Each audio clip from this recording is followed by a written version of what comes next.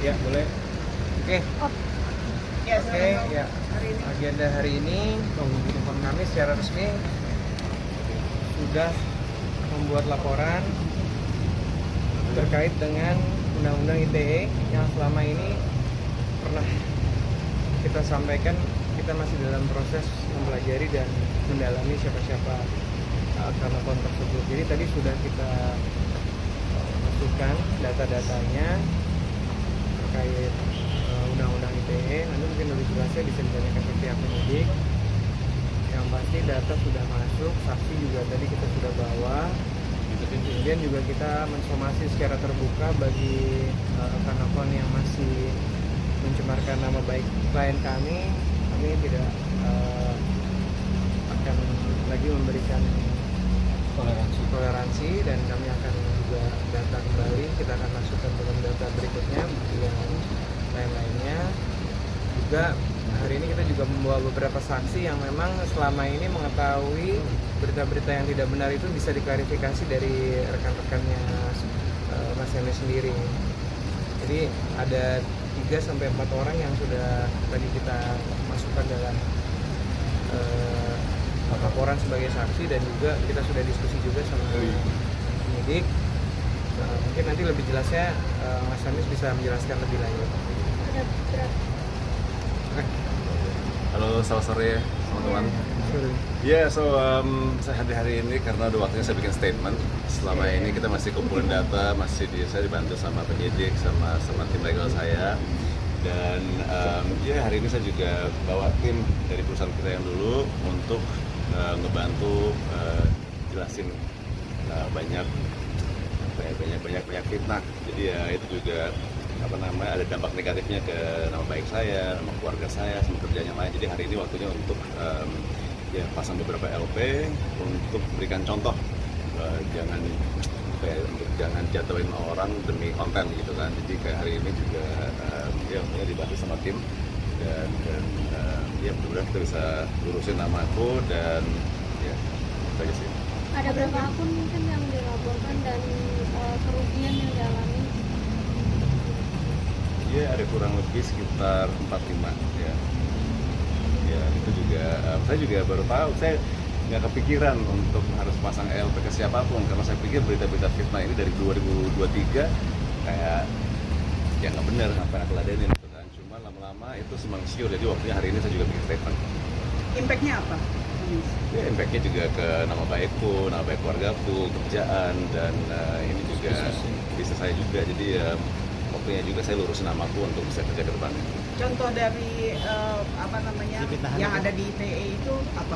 Misalnya mereka memfitnah apa atau Ada juga ada statement yang saya ada berita keluar, saya pakai uang perusahaan untuk dan nggak bayar gaji karyawan. Terus ada juga tentang pelecehan. Ini ada mereka semua di sini. Nanti bisa lurusin bisa statement juga.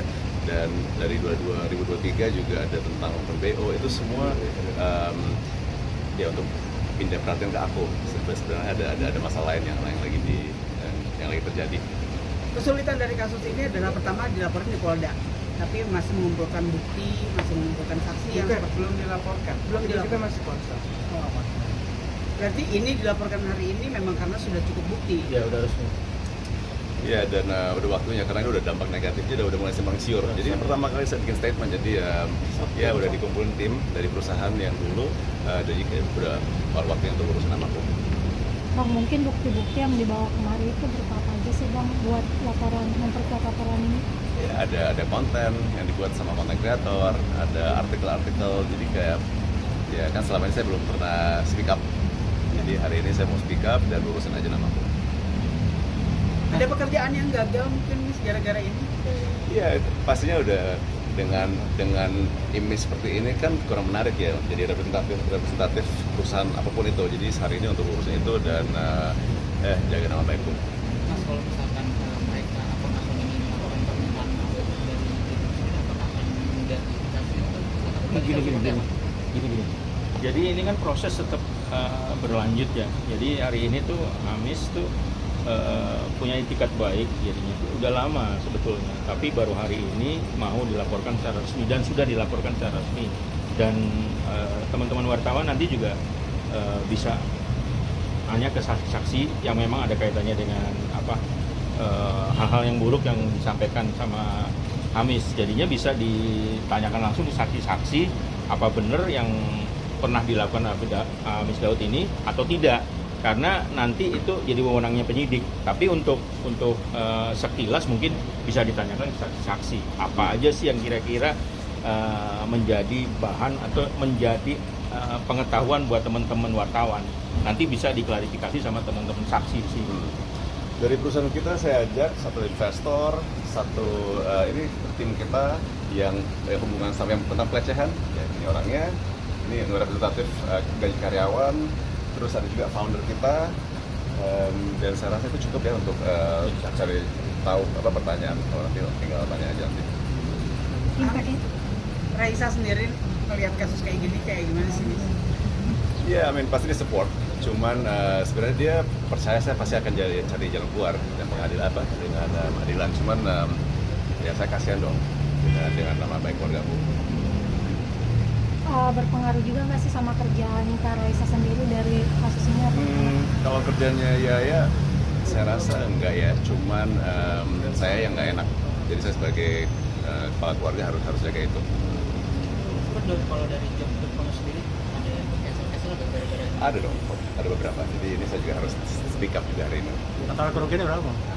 Saya nggak tahu itu. Ya, oke. Nanti pas dilidik aja. Oh, berarti nggak ada memaafkan langsung tetap melanjutkan ini meskipun mereka minta maaf. Tidak ada kontak dulu ke yang bersangkutan punya Nanti akun. wewenangnya di sini kalau memang ada RJ ya, silakan aja. Yang jelas ini supaya tidak jadi presiden yang buruk, karena ini sering dilakukan. Ya, saya rasa ini juga sebagai contoh ya, jangan sampai banyak banget nih konten kreator yang seenaknya jatuhin orang demi followers, demi likes. Jadi kayak ini juga sebagai contoh kayak orang lagi susah, jangan dipikir lagi susah demi konten gitu kan. Jadi kayak mungkin ini mudah-mudahan bisa jadi pelajaran juga nanti. Masih batas waktu somasi minta maaf ke terlapor mungkin berapa lama? Mungkin dengan tim legal saya bisa jawab itu. Tapi sampai sekarang pihak yang terlapor nggak ada komunikasi ya? Belum baru hari ini. Bang, tapi untuk akun-akun tersebut abang nggak kenal atau ada beberapa mungkin yang kenal? Kalau akun-akun ini mayoritas dari klien kami nggak ada yang tahu, nggak ada yang kenal. Jadinya Hamis ini hanya update di medsos dia. Ada sih seperti ini, ada seperti ini, terus dikonsultasikan kepada kami. Dan waktu itu kan makanya kita bolak-balik ke Polda, kita tuh memastikan gitu loh. Dan akun-akun tersebut fix semuanya nggak ada yang dikenal sama beliau. Oke, mumpung di sini mungkin kita bisa tanya jawab dengan beberapa tim kita dari perusahaan yang kita. Majuan dikit, majuan. Pak Budi. Pak Budi ini salah satu investor kita. Majuan Pak. Ya. Jadi nama saya Budi Handoko, saya investor awal ya dari perusahaan yang sebelumnya, perusahaan di mana Hamis berada. Saya rasa saya mau membetulkan ini bahwa banyak kesalahgunaan itu ada dilakukan oleh salah satu direktur utamanya. Jadi bukan dari Hamis tapi ada direktur utamanya, itu yang pertama. Yang kedua, saya sendiri sebenarnya membantu perusahaan dari awal agar bisa berkembang, bisa sukses. Tapi kenyataannya akhirnya saya dikejar-kejar oleh mantan karyawan untuk membayar gajinya. Padahal kan sebenarnya kalau saya invest ya udah itu adalah uang perusahaan, jadi perusahaan yang manage gitu kan. Jadi bukan urusan saya lagi. Tapi sini saya mau klarifikasi bahwa saya hanya investor dan yang menyalahgunakan itu adalah direktur utama dari perusahaan tersebut. Thank you Budi.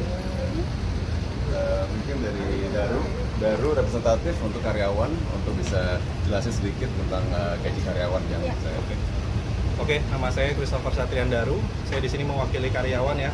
Dan memang benar adanya kalau misalnya memang ada gaji tunggakan. Cuman memang bukan sepenuhnya ada di tangannya Hamis, tapi ada di oknum-oknum yang memang di perusahaan itu tidak bertanggung jawab juga. Jadi dari kami masih ada tunggakan sekitar 3 bulan gaji karyawan yang belum dibayarkan. Jadi di sini memang bukan wewenang dari Ya, Hamis untuk yang mendisburse uang itu kan bukan Hamis. ini sama Angga Fritz. Dia ini yang dibilang ada masalah dengan pelecehan. Mungkin ini ada miss call, jadi mungkin bisa jelasin ya. Halo, saya teman-teman semua, saya Fritz, salah satu mantan karyawan Octopus juga. So pada dasarnya itu memang ya namanya juga di kantor ya, pasti mungkin ada terkadang tuh ada kesalahpahaman, miskomunikasi, itu sebenarnya terjadi gitu ya.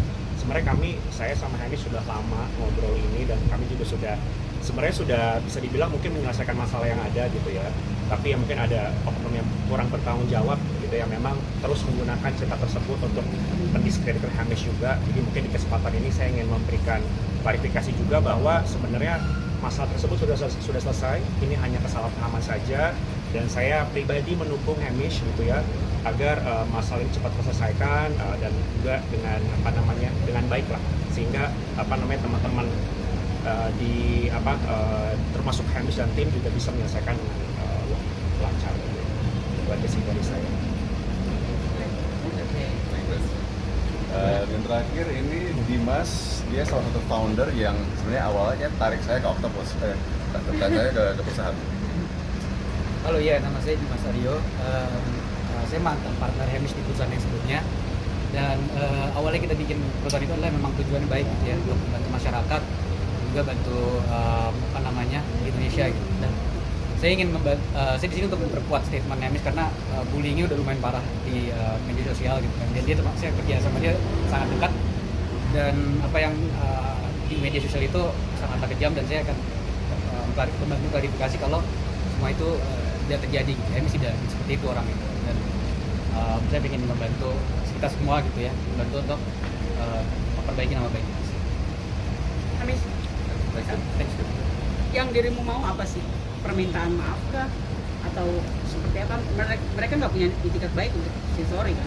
Ya, saya cuma pengen bikin statement hari ini dan lurusin namaku. Itu semua fitnah yang terjadi dalam 1,5 tahun belakangan itu nggak ada yang benar. Jadi ini waktunya saya bikin statement karena selama ini saya belum pernah ngomong. Saya pikir ngapain kalau ladenin hal-hal yang mungkin orang yang lagi iseng di online, cuma ini mulai simpang siur karena saya belum pernah speak up. Jadi hari ini pengen speak up sama teman-teman, jadi kedepannya nggak ada masalah lagi. Pengen dipenjarain kah? Pengen ketemu orangnya kah? Pengen move on aja. Akan beri somasi nggak sih Bang? Somasi ke orang itu? Nanti saya tinggalin sama tim legal saya. Tapi lebih takut untuk kerja sama bareng yang kayak gitu. Apa? Lebih takut untuk kerja sama lagi nggak sih sama perusahaan? Enggak dong, itu mungkin semua pelajaran dan waktu saya join di perusahaan juga ini niatnya yang baik untuk bersihin lingkungan, buka lapangan pekerjaan, bantu pemulung. Jadi niat saya yang baik, cuman ujung-ujungnya ya saya belajar nggak semua orang punya misi dan visi yang sama. Jadi ya itu aja. Bang, jadi artinya ini secara garis besar bahwa Bang Hamish pengen terlapor ini punya efek jerah. bukan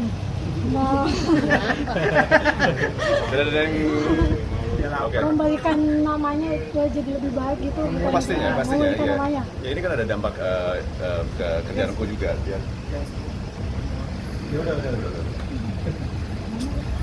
Ya saya juga pengen namaku juga menarik juga untuk ke depan dan untuk Markus ke depannya. Jadi ya hari ini pengen lurusin namaku aja.